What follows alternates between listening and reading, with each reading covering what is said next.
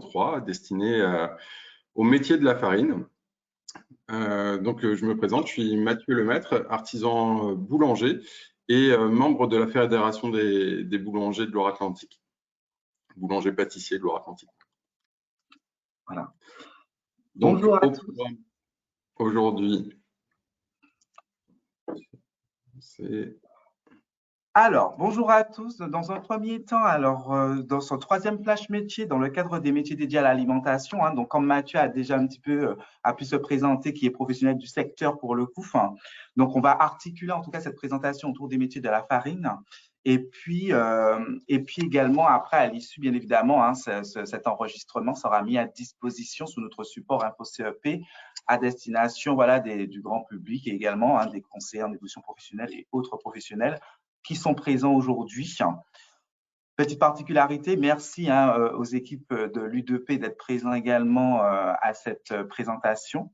Donc là, aujourd'hui, nous accueillons ce jour Isabelle Choquet, qui représente la fédération, pour le coup, des artisans. Bonjour. Et puis à ses côtés, voilà, nous remercions Mathieu Lemaître, qui est professionnel du secteur. Maintenant, je vous laisse la parole. Merci. Donc, j'espère que j'ai la main sur le slide pour avancer. Ça n'avance pas malheureusement. On est censé être bon. Ok.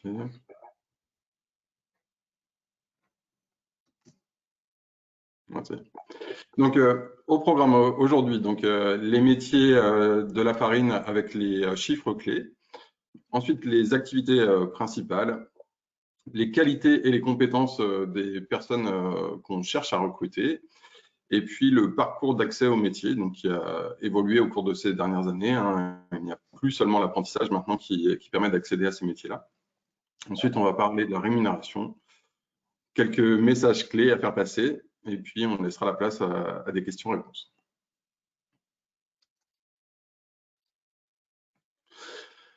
Donc, les métiers de la farine, les quelques chiffres clés. Donc, dans les Pays de la Loire, ça représente 2413 boulangeries-pâtisseries, 8506 salariés en boulangerie-pâtisserie, plus de 900 offres d'emploi pour le métier de boulanger recensées en 2020 en Pays de la Loire. Donc, ça représente un fort besoin de recrutement.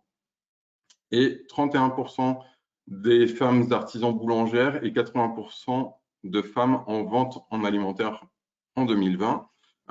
Donc, on n'atteint pas forcément la parité dans notre métier, mais avec les différents métiers qui sont représentés au sein d'une boulangerie-pâtisserie, on arrive à avoir une majorité de femmes, mais en boulangerie pure, c'est encore difficile d'avoir cette équité. Ensuite, en boulangerie-pâtisserie, on compte en moyenne 4,6 salariés par entreprise, hors apprentis et stagiaires, puisque forcément, les apprentis viennent gonfler les effectifs, mais ne comptent pas comme ETP. Donc, les activités principales. En boulangerie, donc le boulanger ou la boulangère doit savoir sélectionner les ingrédients et préparer la pâte, suivre la fermentation, façonner la pâte, travailler avec technicité et soin, coordonner son travail avec l'équipe de vente pour suivre l'évolution des ventes et cuire le pain. Donc, ça demande une maîtrise quand même. Il faut consacrer pas mal de temps à ces phases d'apprentissage, puisque la boulangerie, la grande différence par rapport à la pâtisserie, c'est qu'on va travailler un produit vivant. Effectivement, on utilise de la levure de boulanger qui sert à la fermentation. Donc, il y a une notion de temps, de rapidité, d'exécution des gestes avec précision et de compréhension de cette fermentation pour pouvoir réussir à faire du bon pain. Ensuite, pour la pâtisserie, il faut savoir préparer et dresser les gâteaux, donc les pâtes, garnitures. Donc là, quand on parle de pâtes, ça va être les pâtes pour les fonds de tarte ou la pâte à choux. Et puis les garnitures, ça va plutôt correspondre aux crèmes, donc la crème pâtissière, la crème d'amande, qui sont vraiment des grandes bases de notre métier. Ensuite, on laisse souvent place à la création en pâtisserie, effectivement, notre année professionnelle est jonchée de beaucoup d'événements, ce qui nous amène à devoir nous remettre en question régulièrement pour proposer des nouveautés, que ce soit à la fête des mères, à Noël, à Pâques. On a ce besoin de renouveler notre gamme très régulièrement. Et ensuite, on est en recherche constante d'associations de goûts, de textures, de couleurs et de formes. Notre rayon ne peut pas être identique tout au long de l'année. On a besoin de se renouveler, de travailler avec les produits de saison. Et c'est pour ça qu'il y a ce côté recherche et développement. En pâtisserie, on est vraiment plus attentif à la rigueur, la précision, l'esthétique et à cette association de goût, alors qu'en boulangerie, on va plutôt rechercher cette compréhension de la fermentation et cette cuisson régulière pour répondre à la demande du client tout au long de la journée. Alors, on va passer à la slide suivante. Ça veut bien.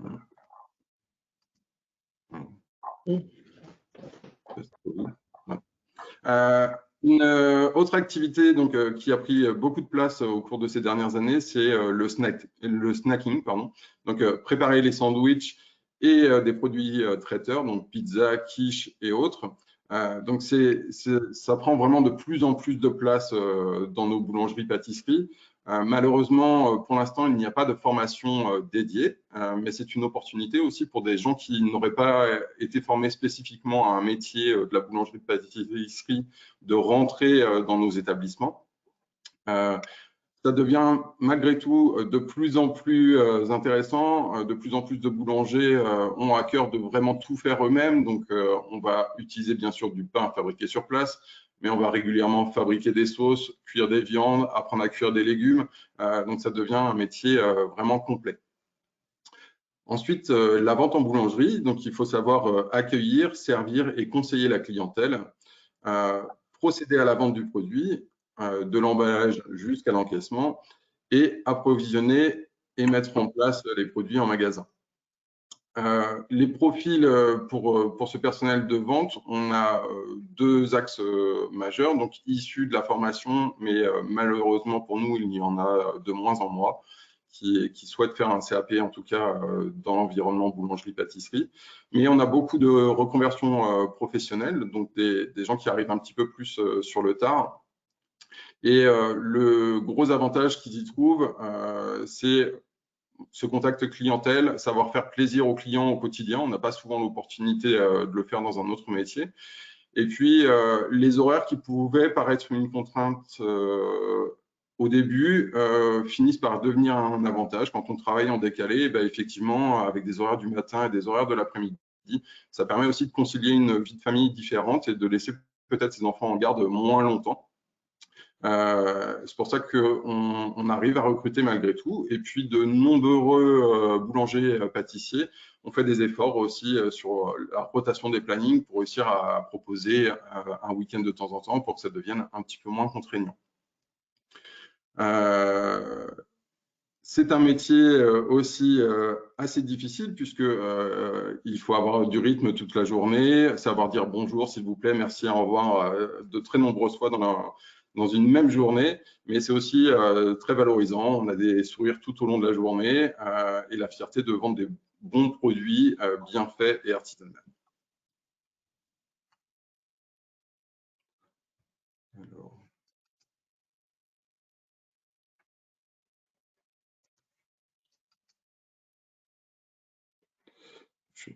Voilà. Donc, quelles sont les qualités et compétences des personnels que l'on recherche? Donc, il faut savoir travailler en équipe. Donc, même si les équipes, elles sont généralement composées de 4 à 5 personnes, il peut aussi y avoir des plus grosses boulangeries où on peut arriver à une vingtaine de salariés. Donc, c'est important de comprendre cette valeur ou cette notion de travailler en équipe. Et puis, tout le monde influe sur tout le monde. Il faut que la vendeuse vende bien les produits pour récompenser le travail du boulanger ou du pâtissier. Et inversement, il faut que les boulangers et pâtissiers fassent des jolis produits pour que les vendeurs et vendeuses soient fiers de vendre ces produits-là. Ensuite, il faut aimer la relation client. Il ne faut pas oublier qu'on est aussi des commerçants en même temps que d'être des artisans. Donc la satisfaction client, c'est vraiment le cœur de notre métier. Il faut savoir respecter les règles d'hygiène. Bien évidemment, on doit garantir la qualité sanitaire des produits que l'on vend. Il faut faire appel à la créativité, puisque si on veut augmenter le panier moyen de nos boulangeries, il faut tenter les clients avec des nouveautés. Il faut faire preuve de minutie. Ça, c'est pour avoir un produit régulier qui donne envie. Et puis aussi, ça fait partie de la rentabilité qu'on recherche en boulangerie-pâtisserie. On est là aussi pour avoir une certaine productivité, une certaine rentabilité. Donc la minutie est une belle qualité. Il faut avoir une résistance physique. Alors peut-être moins qu'il y a quelques années, puisqu'on a réussi à avoir des équipements qui nous aident au quotidien. Malgré tout, un bac de pâtes, ça fait toujours 7 à 8 kilos et une cuve en pâtisserie, ça peut rapidement faire 20 kilos. Donc il faut avoir cette notion quand même d'effort au quotidien. Et puis il faut savoir faire preuve également d'amabilité. Puisque, encore une fois, on est dans un commerce et donc il faut accueillir ses clients correctement tout au long de la journée. Voilà, parcours d'accès au métier. Donc, le parcours traditionnel, le plus souvent, c'est via l'apprentissage. L'apprentissage, traditionnellement, ça commence avec un CAP. Il est rare qu'on embauche des gens avec seulement un CAP lorsqu'ils ont 16 ou 17 ans. Généralement, on préfère continuer le parcours avec un BP ou un BTM en pâtisserie. Je dirais que la moyenne des gens embauchables ont plutôt 4 à 5 ans d'apprentissage derrière eux. Et ensuite, ce qui intervient un petit peu plus souvent maintenant, c'est le parcours pour les adultes. Donc la grande force, c'est qu'on peut les former en interne au sein de nos entreprises. Il existe des formations CAP adultes, donc soit avec de l'alternance, soit avec des formats courts sur plutôt 6 mois. Généralement, lorsque les adultes viennent d'un environnement différent, ils ont quand même l'expérience professionnelle que n'ont pas nos jeunes apprentis, donc ça leur permet d'évoluer beaucoup plus vite. Et puis, ils ont vraiment choisi ce métier en ayant vraiment conscience des contraintes, ce qui fait aussi la différence parfois par rapport à nos jeunes apprentis qui, eux, découvrent vraiment la vie professionnelle. Et puis, pour pouvoir leur faire découvrir ce qu'est le métier, avant une éventuelle formation, on a aussi la possibilité de leur faire des stages ou des immersions professionnelles. Et donc là, sur une durée de 1 semaine à 2 semaines, ils vont pouvoir découvrir l'environnement, se rendre compte de ce que représente vraiment le métier de pâtissier ou de boulanger. C'est vrai qu'actuellement, on a la chance d'avoir la notoriété de nos métiers par le biais des émissions télévisées, mais qui ne reflètent pas forcément la réalité de notre métier. Donc l'immersion, ça reste malgré tout le meilleur moyen de découvrir nos beaux métiers.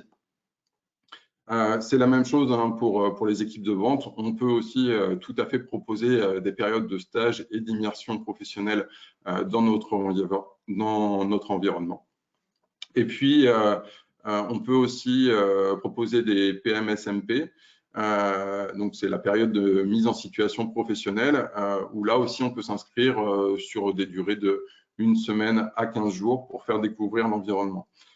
C'est aussi intéressant pour découvrir la fabrication des sandwichs. On pourrait avoir tendance à penser que c'est simple de mettre un peu de beurre et une tranche de jambon dans un morceau de pain. Réellement, c'est beaucoup plus compliqué. Et là aussi, on a besoin d'avoir de la productivité, des respects des règles d'hygiène. Et donc, les personnes qui arrivent sur ce poste ont besoin de découvrir l'environnement et d'être formées.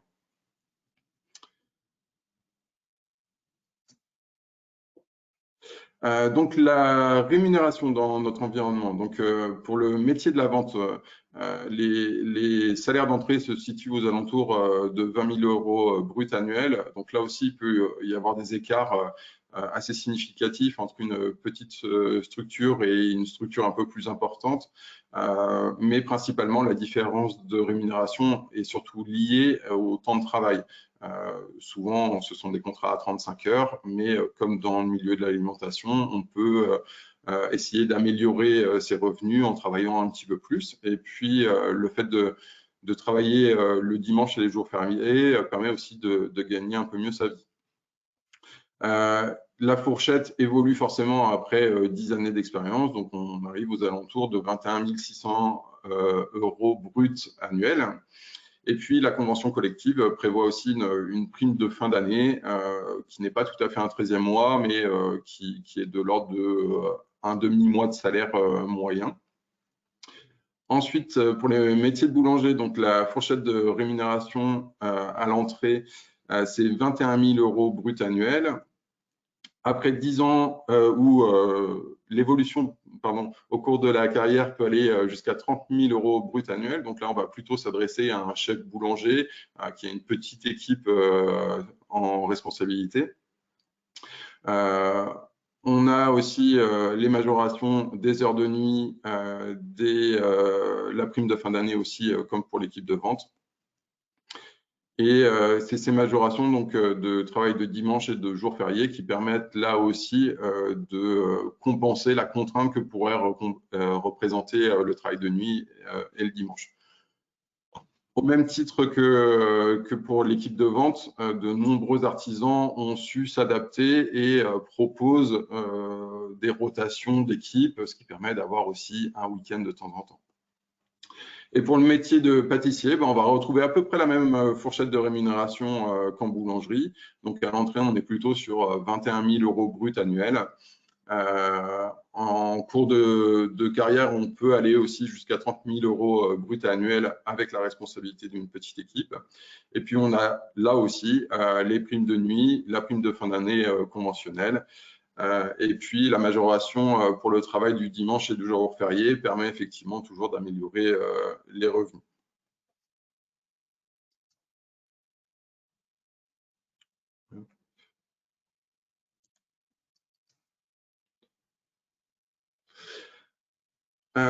Donc, les messages clés que vous pouvez faire passer, c'est qu'il s'agit de métier passion. Hein, la contrainte physique, ce qu'on pourra entendre sur les heures, commencer tôt le matin, on les oublie vite parce qu'on est passionné par notre métier.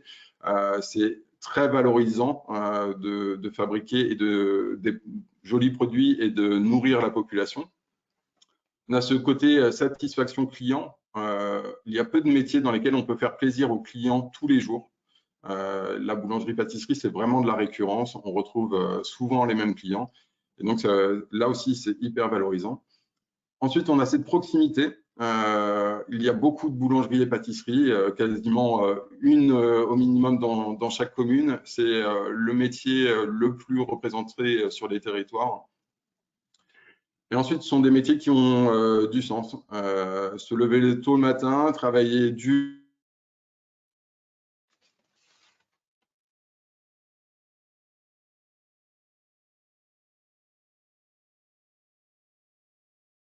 mais pour nourrir les gens, ça a toujours été une belle pour les boulangers pâtissiers qui se lèvent tous les matins. Et donc, je pense qu'on peut donner envie à de nouvelles personnes de les rejoindre pour que ça devienne justement moins contraignant pour eux.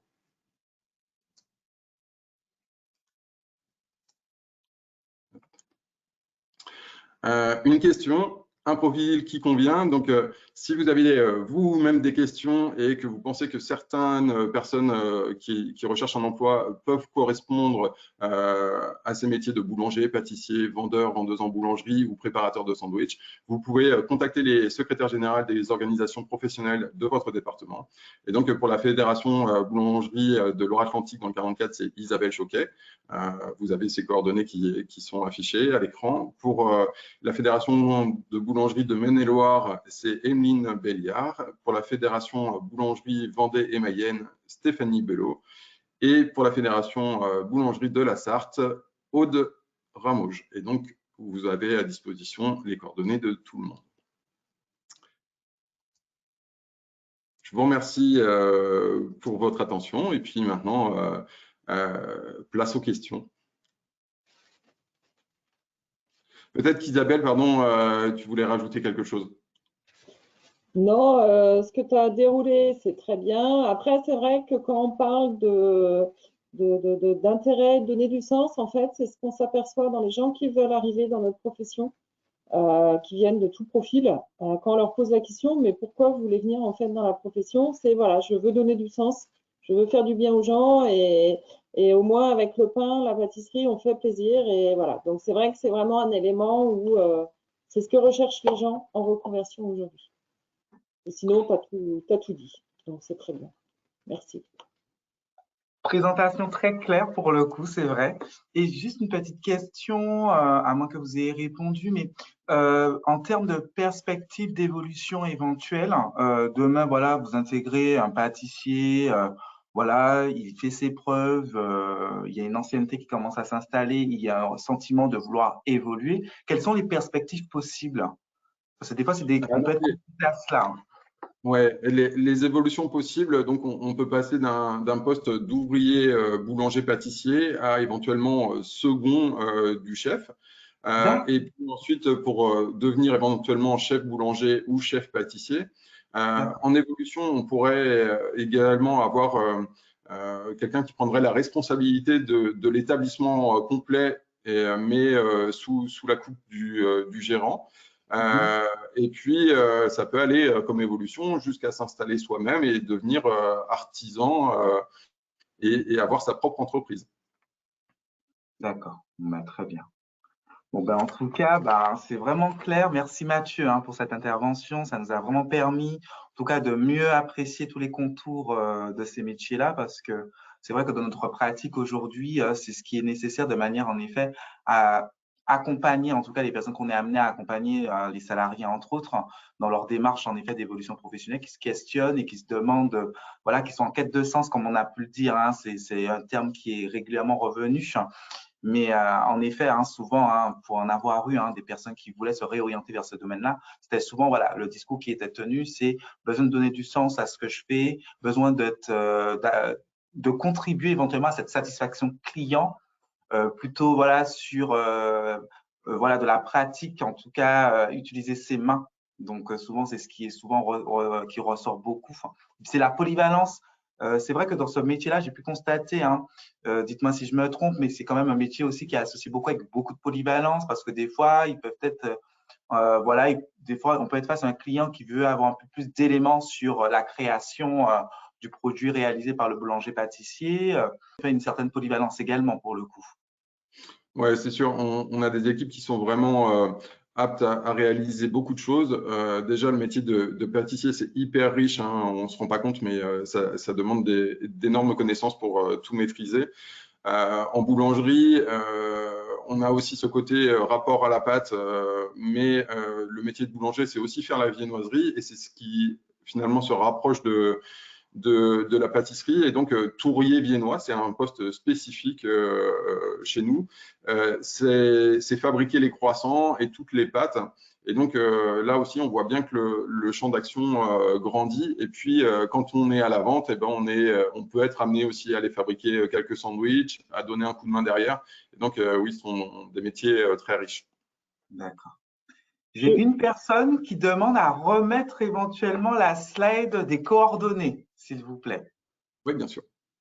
Alors, j'en profite juste pour rappeler, lors de la première présentation qu'on avait fait sur les métiers en général, aussi bien farine que viande, je voudrais juste rappeler, parce que certains n'étaient peut-être pas présents, que le métier boulangerie-pâtisserie, on a su évoluer en termes de matériel aussi et de s'adapter aux conditions de travail.